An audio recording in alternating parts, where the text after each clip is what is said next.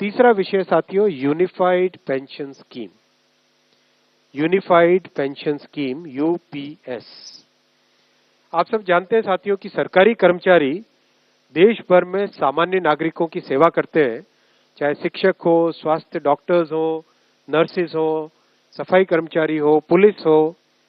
Railway के कर्मचारी हो, डाक सेवा के कर्मचारी हो, कृषि वगैरह में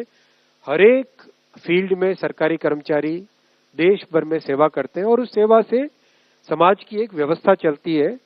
और सदियों से सरकारी कर्मचारियों का बहुत एक महत्वपूर्ण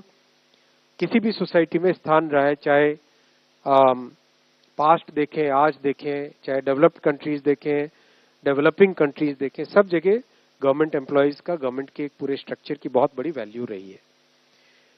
सरकारी कर्मचारियों की सामाजिक सुरक्षा, सोशल सिक्योरिटी से रिलेटेड मैटर्स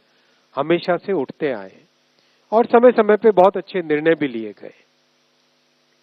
खासकर जो सेवानिवृत्ति यानी रिटायरमेंट या सुपर एन्युएशन जिसको कहते हैं टेक्निकली,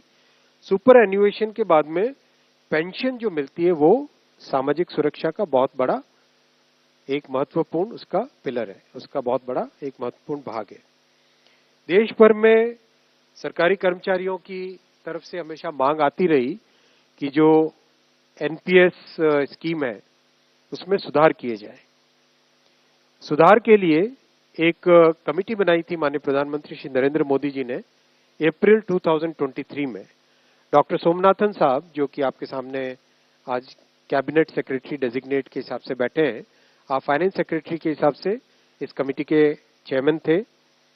और इस कमेटी ने एक्सटेंसिव कंसल्टेशन किया, एक्सटेंसिव कंसल्टेशन। 100 से ज्यादा एम्प्लॉयज यूनियंस एसोसिएशंस के साथ कमेटी ने डिस्कशंस किए, कई मीटिंग्स हुई, कई राज्यों के साथ, करीब करीब सारे ही राज्यों के साथ इस कमेटी ने इंटरेक्शन किया। उनके इस राज्यों के फाइनेंस सेक्रेटरीज, राज्यों की पॉलिटिकल लीडरशिप, सभी ने अपने अपने इनपुट दिए। राज्य सरकारों के जो एम्प्लॉयज की एसोसिएशंस थी उन सब ने इंपॉर्टेंस दी। तो जिस सीरियसनेस के साथ प्रधानमंत्री श्री नरेंद्र मोदी जी ने इस विषय को लिया, आप सब जानते हैं कि मोदी जी के काम करने की शैली में और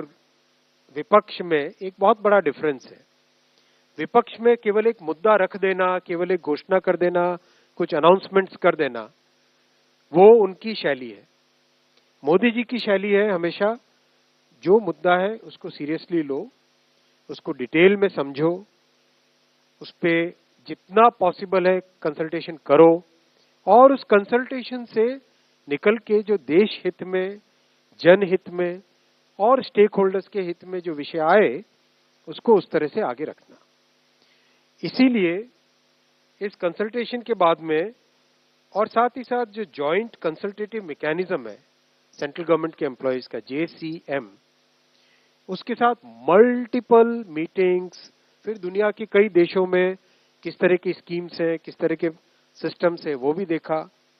फिर भारत की जो अर्थव्यवस्था है और केंद्र सरकार का बजट है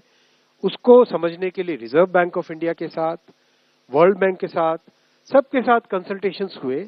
और इस कंसल्टेशन के बाद में एक यूनिफाइड पेंशन स्कीम का रिकमेंडेशन इस कमेटी ने किया और आज प्रधानमंत्री श्री नरेंद्र मोदी जी की अध्यक्षता में यूनियन कैबिनेट ने यूनिफाइड पेंशन स्कीम को अप्रूव किया है, इसको अनुमोदित किया है